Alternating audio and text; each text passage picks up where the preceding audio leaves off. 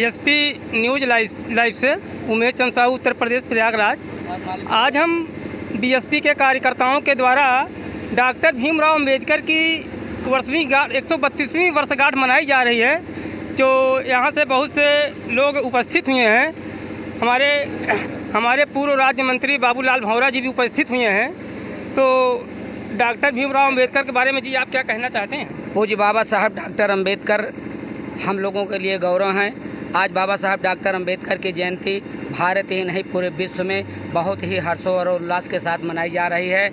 आज भारतवर्ष में जो कुछ भी हम लोग हैं वो परम पूज्य बाबा साहब डॉक्टर अंबेडकर के संघर्षों की बदौलत हैं। इसलिए बाबा साहब डॉक्टर अंबेडकर को हमारा दायित्व ही नहीं, हमारा नैतिक कर्तव्य होता है कि उन्हें याद करें। और आज समूचा भारतवर्ष बाबा साहब डॉक्टर अंबेडकर के संघर्षों को याद कर रहा है। जैसा कि डॉक्टर भीमराव अंबेडकर जी बहुत मध्य प्रदेश से महू छावनी से मतलब थे, तो बहुत ही गरीबी परिवार से पले बढ़े थे और भारत रत्न का पुरस्कार उनको 1990 में मरणोपरांत मिला था। तो इसके प्रति आप क्या कहना चाहते हैं? ये इस देश की सरकारों की मानसिकता रही है। बाबा साहब डॉक्टर अंबेडकर के जीते जी बाबा साहब डॉक्टर अंबेडकर को सम्मान नहीं मिला। बाबा साहब डॉक्टर अंबेडकर के पिताजी जो रामजी राव, जो मिलिट्री में सूबेदार थे, उन्हें पढ़ने लिखने का मौका मिला। उसके बाद उन्हें आगे पढ़ाने लिखाने का छत्रपति साहू जी और सयाजीराव गायकवाड़, ये जो दो कुर्मी के महाराजा थे, उन्होंने किया था। और इतना पढ़ाया कि बाबा साहब डॉक्टर अंबेडकर विश्व के 1 नंबर के विद्वान हुए और हमारे देश का संविधान लिखने का काम किए। इतना संघर्ष करने के बाद बाबा साहब डॉक्टर अंबेडकर के जो है मांग हम लोग कर रहे थे कि उन्हें भारत रत्न दिया जाना चाहिए, लेकिन उन्हें भारत रत्न नहीं दिया गया। 1989 में हमारे 3 सांसद और 13 एमएलए हुए थे। तो उस समय बीपी सिंह जो तत्कालीन प्रधानमंत्री थे, उनसे हम लोगों ने बाबा साहब डॉक्टर अंबेडकर जब उनकी सरकार जाने वाली थी तो हम लोगों ने उनसे संघर्ष किया और पार्लियामेंट पर ये तमाम संघर्षों के बाद बाबा साहब डॉक्टर अंबेडकर को 1990 में मरणोपरांत जो है भारत रत्न देने का काम किया गया था। अच्छा जी, आपका शुभ नाम? राजनाथ पाल। तो राजनाथ पाल जी, डॉक्टर भीमराव अंबेडकर जी का कहना था कि देश तभी विकास कर सकता है जब वहाँ की माएँ पढ़ी हो। कोई भी देश तभी विकास कर सकता है जब वहाँ की माँ पढ़ी लिखी होती। इस पर आप क्या कहना चाहते हैं? भारत सदैव निरक्षर था, पढ़ने लिखने का अधिकार नहीं था। बाबा साहब ही ऐसे विद्वान और व्यक्ति थे कि उन्होंने भारत के संविधान में समानता का बात कही और पढ़ने लिखने का अधिकार दिया। जब पढ़ने लिखने का अधिकार मिला तब देश शिक्षित हुआ और माँ भी शिक्षित हुई और आज बेटा भी शिक्षित हो रहा है। इसके पहले ना बेटा शिक्षित होता था, ना माँ भी शिक्षित होती थी, ना बाप शिक्षित होते। चूँकि मनवादियों ने पढ़ने लिखने का अधिकार पूरी तौर से शूद्र समाज का छीन रखा था, बंदिश रखा था। तो आपका शुभ नाम? मेरा नाम डॉक्टर रामराज सरोज है। तो सर जी, आप बाबा जी को मतलब क्या कहना चाहते हैं आप? देखिए, डॉक्टर भीमराव अंबेडकर साहब पूरे देश के लिए, पूरे दुनिया के लिए एक मार्गदर्शक हैं, प्रेरणा के स्रोत हैं।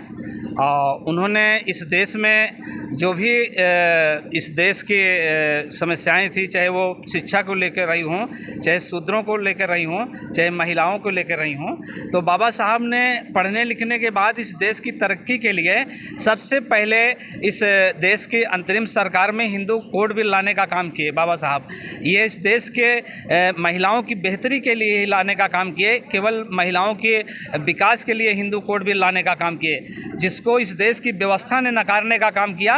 उसके लिए बाबा साहब ने उस समय के अपने जो इनको कानून मंत्री का पद मिला था उसको नकारने का काम किए बाबा साहब। उनके बदौलत कि इनको शिक्षा का अधिकार नहीं मिल रहा है तो हम कानून मंत्री नहीं रहेंगे। तो ये बाबा साहब हमारे लिए प्रेरणा के स्रोत हैं कि देश की तरक्की के लिए बाबा साहब ने पूरा काम किया है और हर वर्ग के तरक्की के लिए काम किया है। बाबा साहब हम सभी के लिए, देशवासियों के लिए प्रेरणा के स्रोत हैं।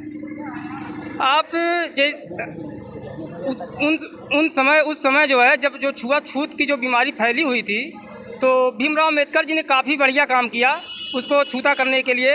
आज उन्हीं की देन है कि हम लोग सब आज एक साथ खड़े हैं और उन्हीं की देन है कि हम आपस में बोल बैठ ले रहे हैं, बात कर ले रहे हैं, नहीं तो छुआछूत। तो छुआछूत के बारे में आप क्या कहना चाहते थे? देखिए, छुआछूत के बारे में बाबा साहब के जो विचार थे वो यही थे कि कोई भी देश जब तक समान रूप से समानता के हिसाब से पूरा देश को समान सम्मान और अधिकार नहीं मिलेगा तो वो देश तरक्की नहीं कर सकता है। बाबा साहब का केवल यही उद्देश्य था कि अगर इस देश में 15 लोगों को सम्मान मिलेगा और 85 लोग सम्मान से वंचित रहेंगे, 15 लोगों को काम करने का अधिकार मिलेगा, 85 लोग बैठ के खाने का काम करेंगे, उनकी गुलामी करने का काम करेंगे, तो ऐसे में ये भारत कभी भी शक्तिशाली राष्ट्र नहीं बन सकता है। बाबा साहब इसी पे पूरी ज़िंदगी अपनी लगाए, समानता के लिए, कि पूरा देश समान हो और समानता पे अपना पूरा मिशन चलाए कि ये देश सबके लिए सबका हक बने और इस देश में समानता पे सबका अधिकार हो और सभी मिल के काम करें ताकि ये देश पूरा एक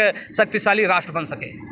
254 फाफामऊ विधानसभा के अध्यक्ष हमारे धर्मेंद्र जी, जो नवयुवक, ईमानदार और कर्मठशील हैं, आइए जानते हैं कि ये भीमराव अंबेडकर के बारे में क्या जानकारी देते हैं। जैसा कि हम लोगों को बाबा साहब के बारे में बताया जाता है कि बहुत संघर्ष उन्होंने किया है अपने समाज के प्रति। पढ़ने का अधिकार नहीं था, पानी पीने का अधिकार नहीं था, सबके बराबरी बैठने का अधिकार नहीं था।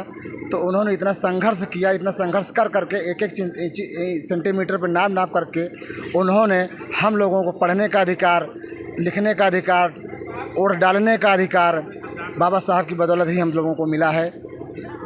जैसा कि आज हम देखते हैं, कोई भी पार्टी हो, चाहे बहुजन हो, चाहे सपा हो, चाहे बीजेपी हो, सभी लोग डॉक्टर भीमराव अंबेडकर को अपना कहते हैं, अपना बनाते हैं।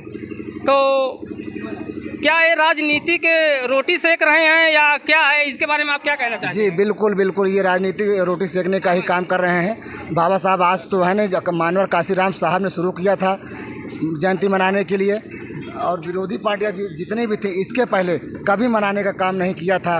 अब वो दलितों का वोट बटोरने के लिए ये प्रक्रिया शुरू किया है, बशर्ते इनके अंदर आज भी वो जो है भेदभाव है, जो है वोट लेने के लिए सत्ता पा जाएंगे फिर वही भेदभाव करेंगे, वही सब कुछ करेंगे, इसलिए वो लोग इस तरीके से कर रहे हैं। तो बहुत बहुत हमारे बीएसपी के कार्यकर्ताओं ने अपने, आपका शुभ नाम? सियाराम सर।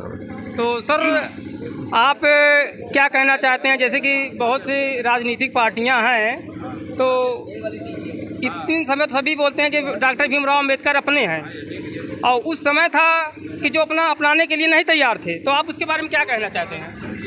ये वोट की राजनीति है।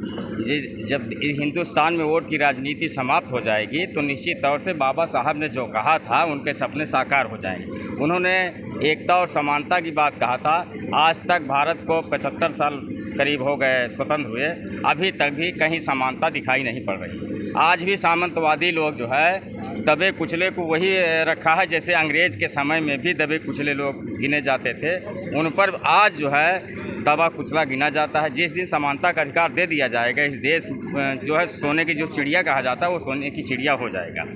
और जब धर्मवाद यहाँ पर क्षेत्रवाद समाप्त हो जाएगा तो निश्चित तौर से जो विदेशी लोग ये कहते हैं कि भारत सोने की चिड़िया है, तो सोने की चिड़िया है और हो जाएगा। क्योंकि तो सर, ये धर्मवाद समाप्त कैसे होगा? ये धर्मवाद समाप्त होगा कि जब हिंदुस्तान में टाइटल समाप्त कर दें, किसी के सामने पाड़े दुबे छब्बे पासी चमा रहेर गड़िया कुर्मी काशी जब तक नहीं समाप्त होगा तब तक जो है ये बना रहेगा। जातिवाद जब समाप्त हो जाएगा हिंदुस्तान का तो निश्चित तौर से हिंदुस्तान पूरे विश्व में नंबर 1 गिना जाएगा। तो इनका कहना का मतलब है कि जातिवाद जो है ख़त्म होना चाहिए। एसपी न्यूज़ लाइव से उमेश चंद्र साहू।